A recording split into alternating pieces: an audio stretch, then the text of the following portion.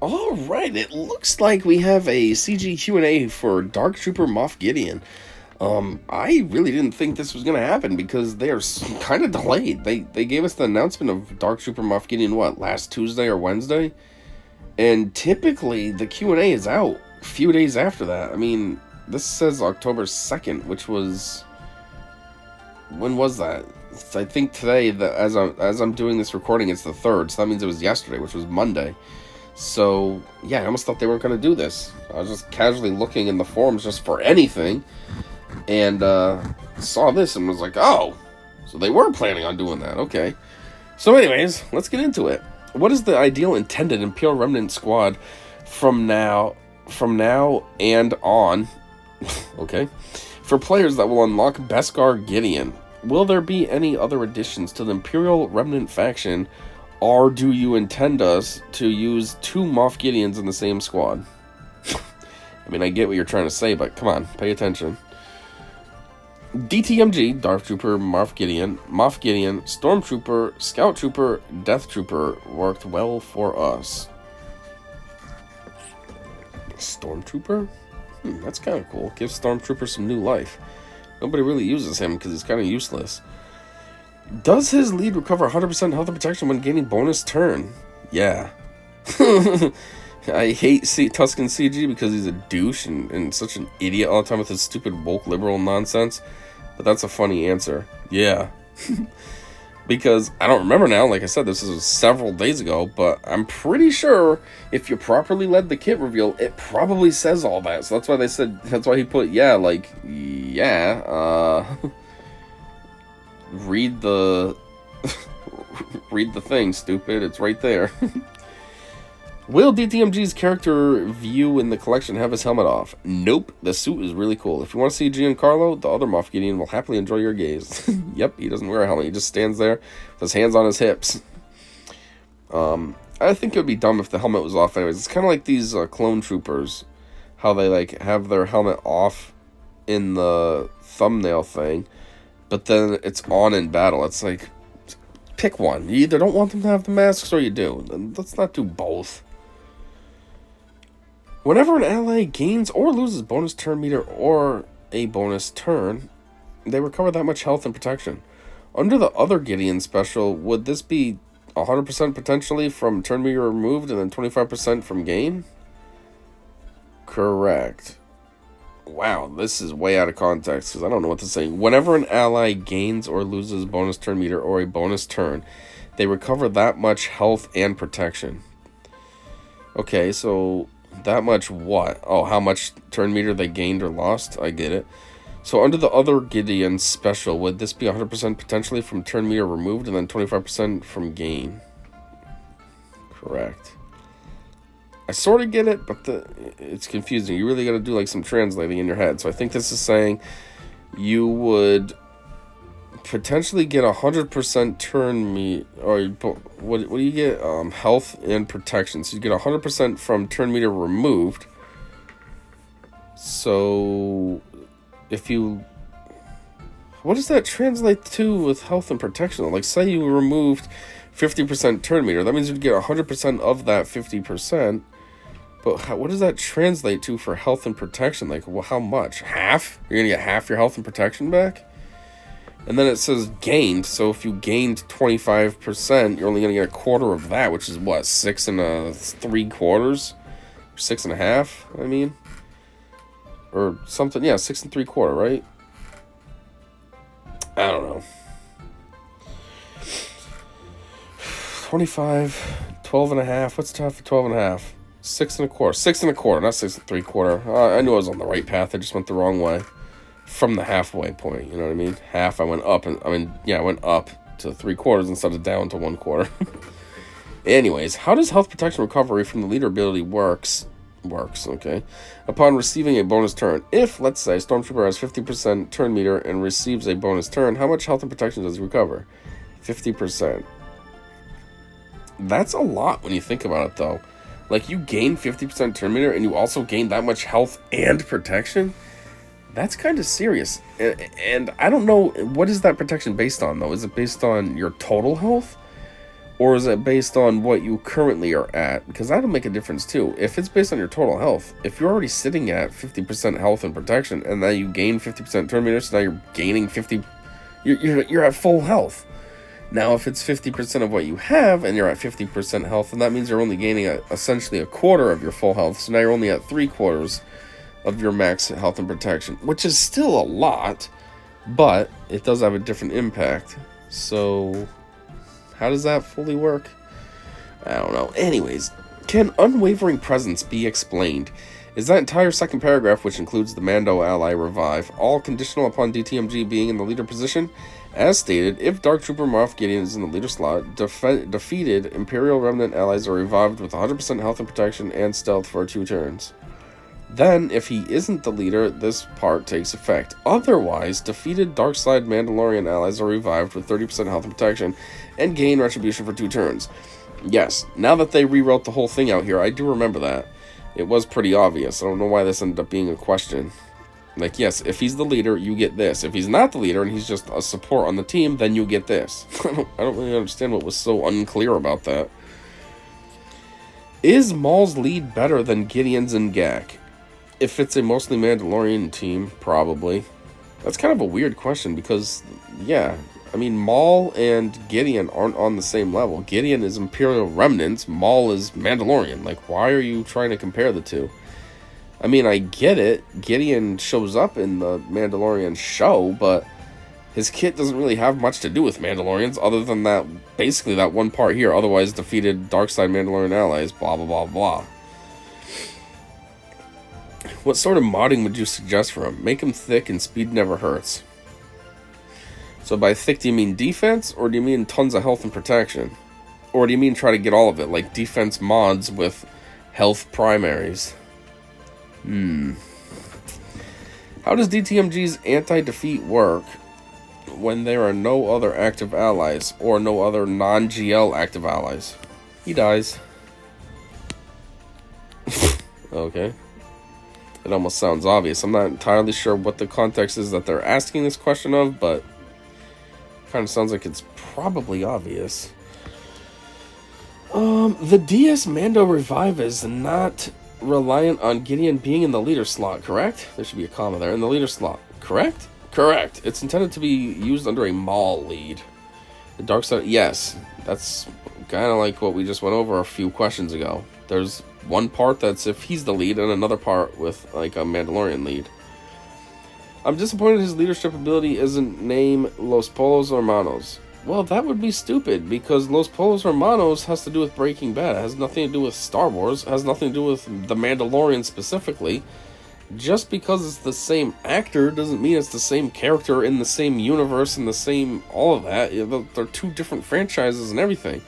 One's a Disney Lucas entity. The other one is AMC / I don't know, whatever else it went on to. Now it's on Netflix and all that. Like, completely different. But anyways, so say we all. Unfortunately, we don't have the rights to the Breaking Bad franchise.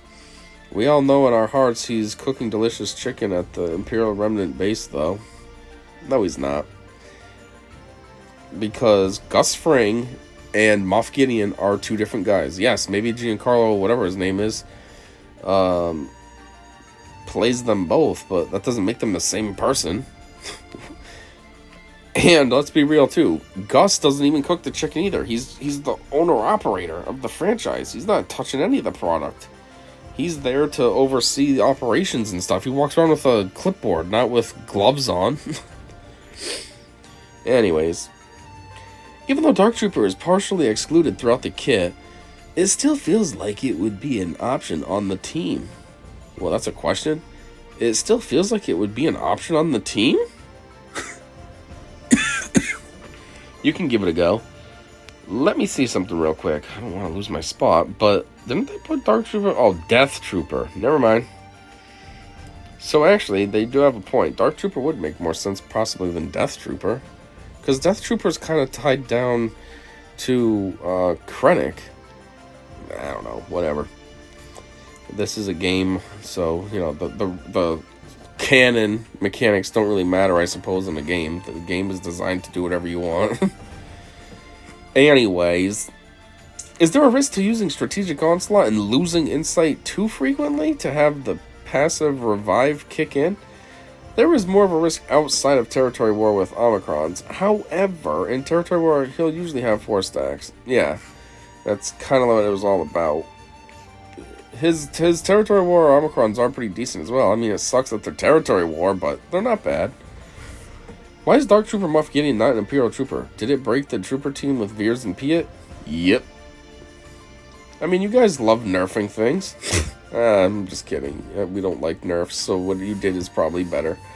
Remnant makes more sense anyway, just in the context of everything. Just think about it, like, the Mandalorian show takes place after Episode 6 and stuff, right? And that's kind of like the fall of the Empire. So, well, sort of fall of the Empire. So it makes sense that he's hanging out with remnants instead of, like, solid, active people. He's hanging out with the ones that are stragglers, still around. You know? Why is Dark Trooper Moff Gideon not... Oh, whoops. Does Dark Trooper Moff Gideon gain the Subversive Volley special ability at 4 Insight like current Moff Gideon does? Nope. And I'm sure if you read the kit, it would have told you that. You don't have to ask a dumb question on the forums. I will get into the community comments, but I do want to say at least there was no stupid questions. I think this is the second one in a row now that they didn't put in, hey, how have you been, Tuscan Meathead? Don't you hate that it's fall now and wish it was still summer? Or anything stupid like that. They just put regular questions, so good job. 2 in a row. Man, that must kill you to be doing something like that, but I'll take it instead of these dumb, worthless questions. Anyways, community. MC Grex. I missed the deadline. I'm not sure if it's wrong to ask here, but may as well. Is there any chance Scout is going to receive an update so that DTMG does not break Emperor's trap from his allies when he takes a turn? Right now, since he's not a trooper, he will constantly stifle any stack generation. Also, there's a discrepancy in the reveal kit, said that backwards, and the in-game text. Reveal says that the enemies will gain turn meter, says that enemies that gain turn meter will lose offense, defense, and turn meter, but in-game, it lost the TM text. But in the code, the TM removal is still there. Will the text be updated to match the effect, or will the effect be updated to match the text? How the F is this guy looking at the code? Are you, like, hacking into the game? How do you know what the code is? I mean, I don't know anything about hacking or anything like that, so maybe it's super easy to see the code and I'm just an idiot. I also do all this on my phone. Maybe if you're on the computer, you can see this stuff better, but that just seems a bit intense. Code even puts it in italics. Like, what the F? Anyways, next person says, yeah, could Scouts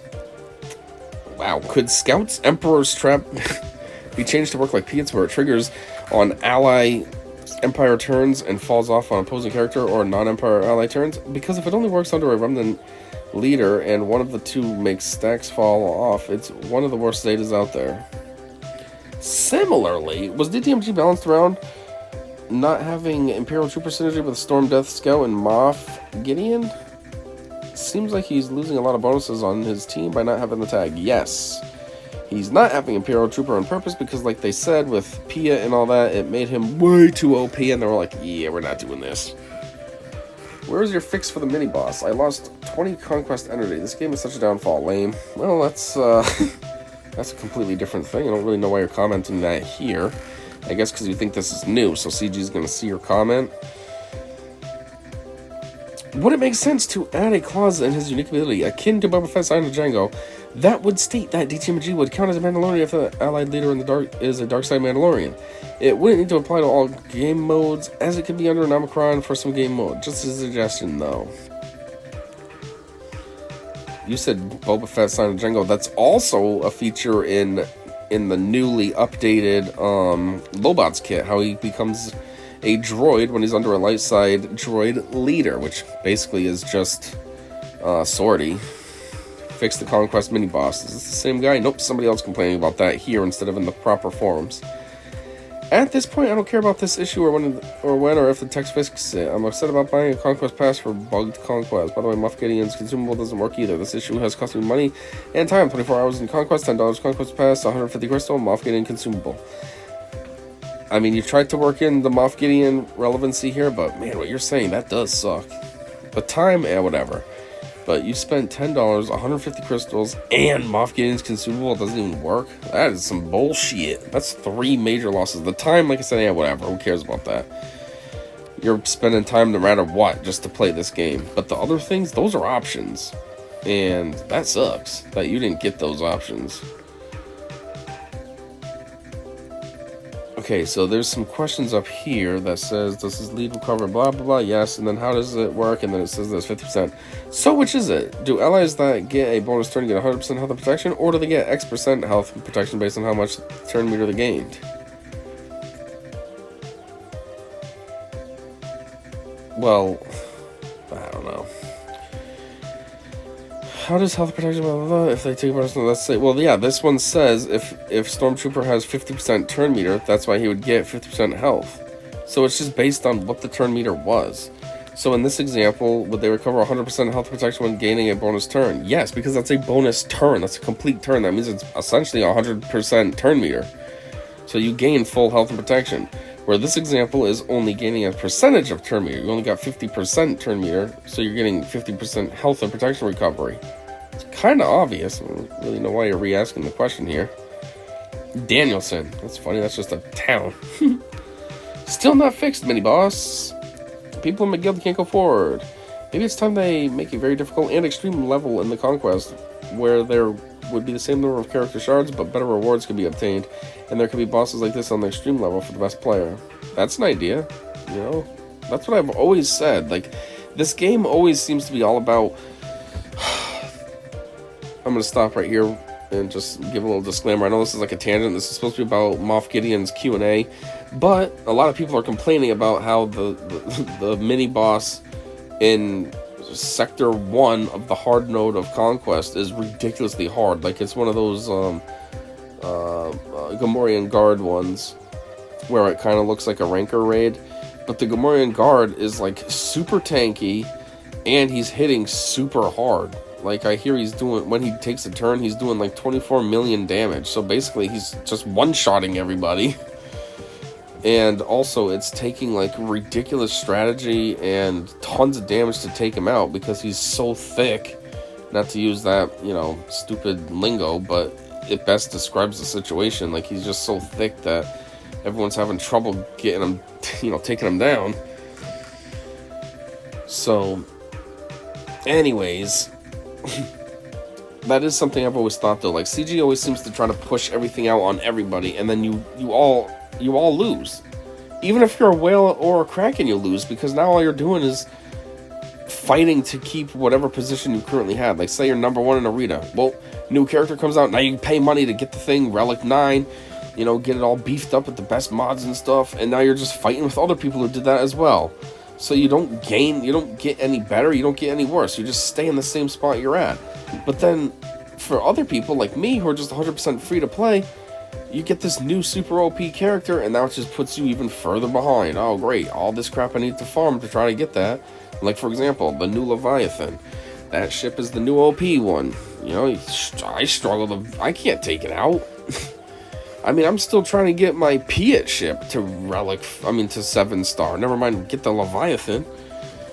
And so it's just constantly like that. Constantly kind of just keeping you back. Oh, look, something new and cool. That's just going to keep me back. Thanks, CG. So yeah, maybe something like this would be a good idea. Make an extreme difficulty level. That way then the people who are whales and krakens, it's like it's a perfect arena for them to go into and really utilize those characters that they've spent so much money on and for day one unlocks and maxed them out and everything, you know what I mean? And then they can go in there and experiment with this, and oh, it's really hard, but that's the whole point.